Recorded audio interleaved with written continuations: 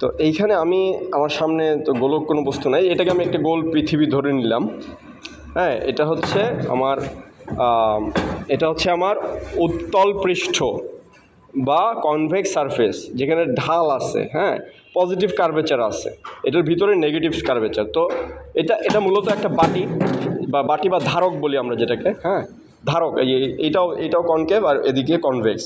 একটা সারফেস যখন ধারক হয়, একদিক কনভেক্স থাকে, কনকেভ বা অবতল থাকে, আর একদিক কনভেক্স থাকে। তো এখন কোরআন আমাদেরকে যে তথ্য দিচ্ছে ৭৭ নম্বর সূরার ২৫ নম্বর আয়াতে, সেটা হচ্ছে যে আমি কি জমিন, আল্লাহ আমাদের প্রশ্ন করতেছে না, আমি কি জমিনকে ধারক হিসেবে করি নাই?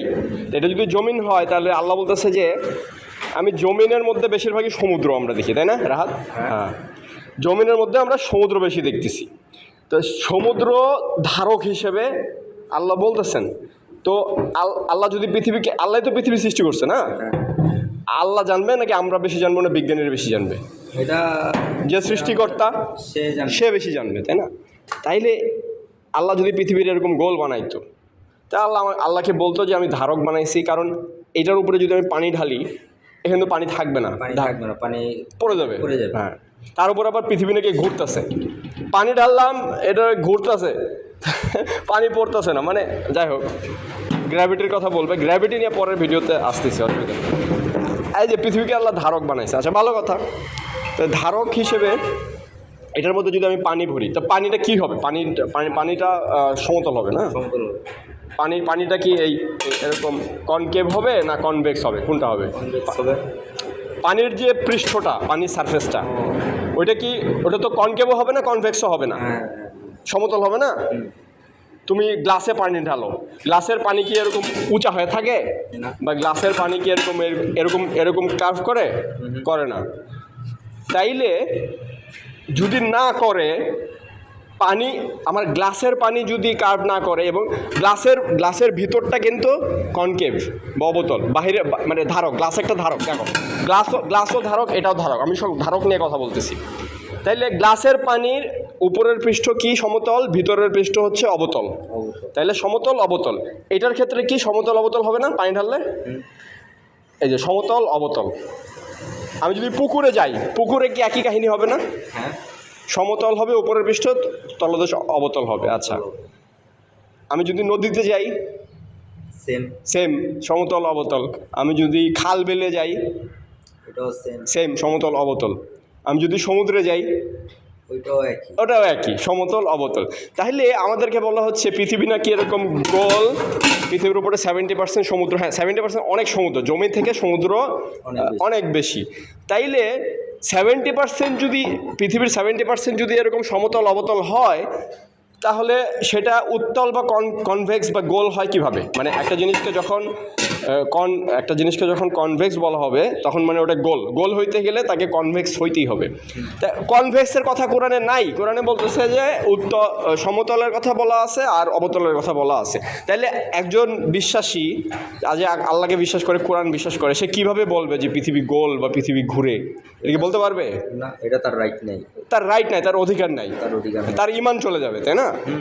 তো এই 3 মিনিটের ছোট্ট ভিডিওটা করলাম আর কি।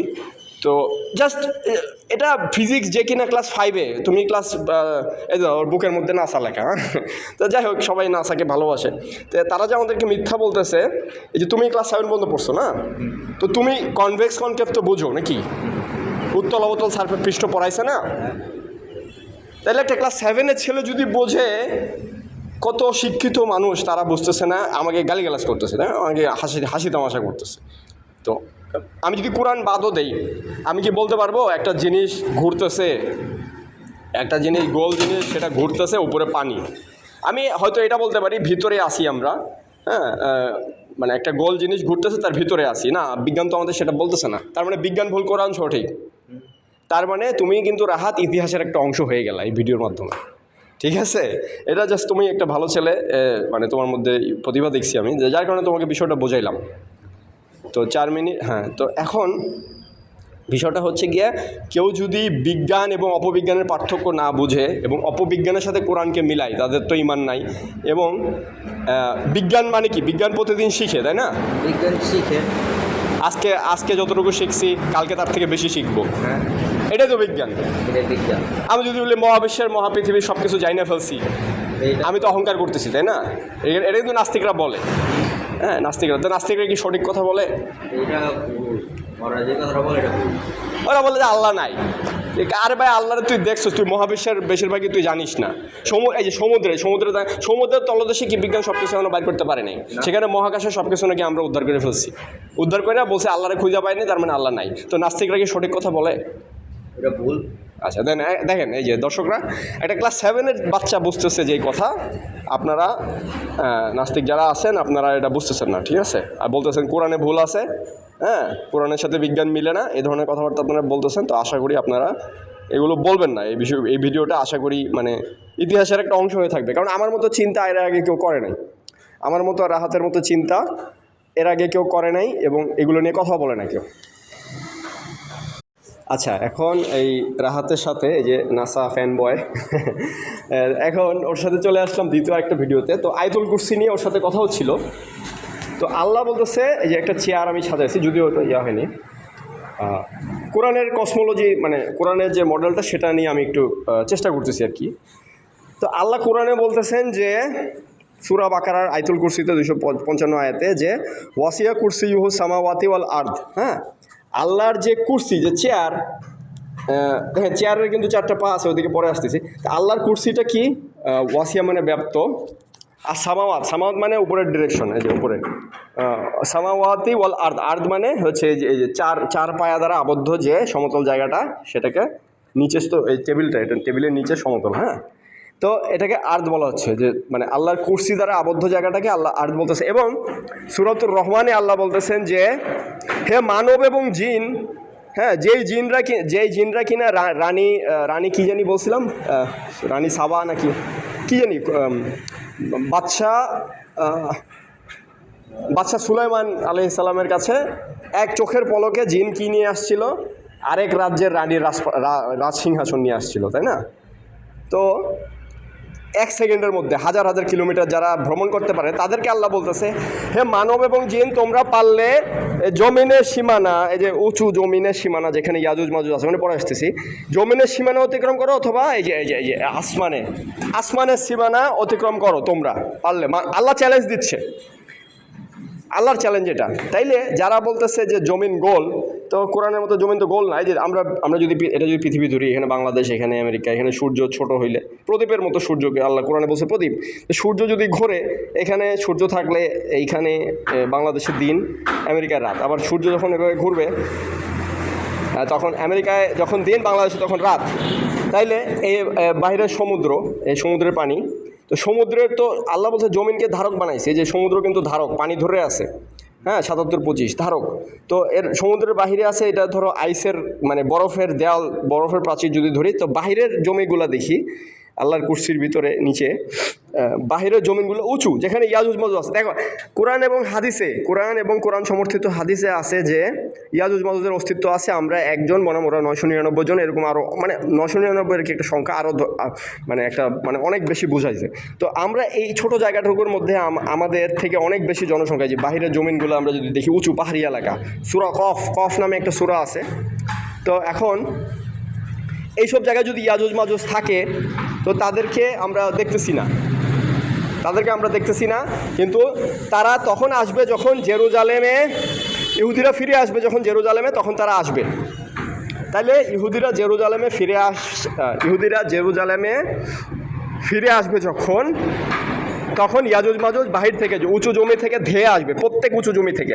মিনকুল্লি হাদাবি ইয়ানসিলুন শব্দটা আছে, এভাবে আছে। তাহলে উঁচু প্রত্যেক জমিন থেকে, 7 জমিন না, এই 1 জমিন, তারপরে দ্বিতীয় জমিন, তৃতীয় জমিন, চতুর্থ জমিন, এভাবে একটা স্টেডিয়ামের মতো, যে একটা ধারকের মতো, আগের ভিডিওতে দেখাইছে, ধারকের মতো আল্লাহ জমিনকে ধারক বানাইছে লেয়ারে লেয়ারে।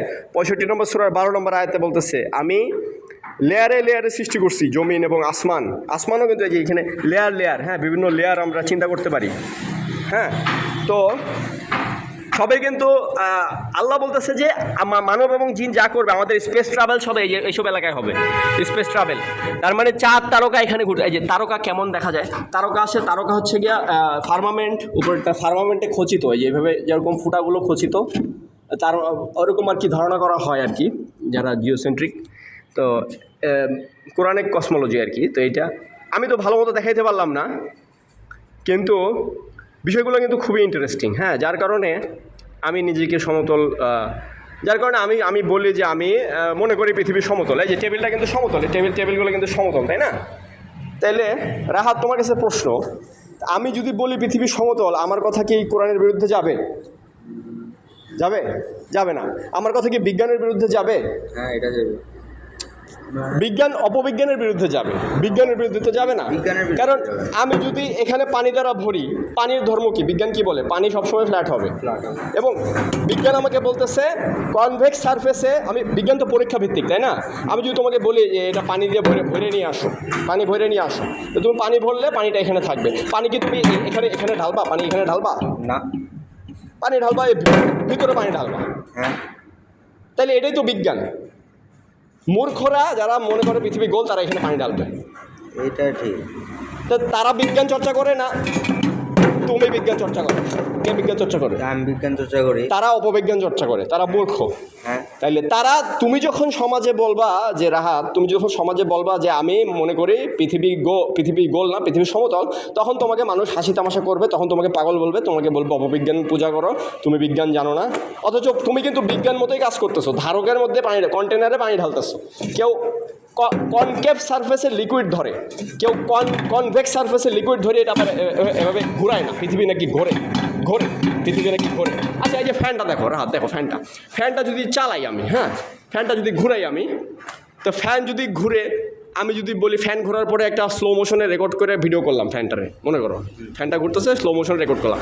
রেকর্ড করার পরে তোমাকে আমি বললাম কি রাহাত, এই যে দেখো আমি ক্যামেরা নিয়ে ঘুরতেছি, ফ্যানটা স্থির, মানে জমিন ঘুরতেছে, আকাশ স্থির। কোরআনে সূরা তারিকের মধ্যে আল্লাহ বলতেছে যে আকাশ ঘুরতেছে। আল্লাহ বলতেছে যে ওয়াসসামাই জাতের রজে, ফিরে ফিরে আসে আকাশ। কারণ কনস্টেলেশনগুলো, স্টারগুলো প্রেডিক্টেবল প্যাটার্নে ঘুরে, পোলারিসকে কেন্দ্র করে। তরিক মানে পোলারিস, এই যে মাঝখানে, এই যে ফ্যানের যে ঠিক মাঝখানে, ওইটা সবচেয়ে উজ্জ্বল তারকা, সবচেয়ে উজ্জ্বল, দ্বিতীয় সর্বোচ্চ উজ্জ্বল আর কি, কাছাকাছি। তাইলে আচ্ছা, তুমি 5 নম্বর ফ্যানটা একটু চালাই আসো তো, আমি তোমাকে দেখাই। তাইলে আমি যদি বলি যে, কেউ যদি এই কথা বলে যে আমার জমিন ঘুরতেছে, মানে আমার জমিন স্থির, ফ্যান ঘুরতেছে। হ্যাঁ, 5 নম্বর F5 দেখো, F5 লেখা। কারেন্ট নাই না? অন করো, মেইন সুইচ অন করো। হ্যাঁ, মেইন সুইচটা অন করো। কারেন্ট নাই না? আচ্ছা, চলে আসো, অসুবিধা নাই। তো এখন যেহেতু কারেন্ট নাই আমার ফ্যাক্টরিতে, না, তুমি জাস্ট আমাকে এই প্রশ্নের উত্তরটা দাও যে কেউ যদি বলে যে, আমি নিচের থেকে দিই ফ্যান, কেউ যদি বলে যে আমি নিজেই উইঠা ঘুরাই, দাঁড়াও কারেন্ট নাই তো কী হয়েছে, ফ্যানটা ঘুরাইলাম।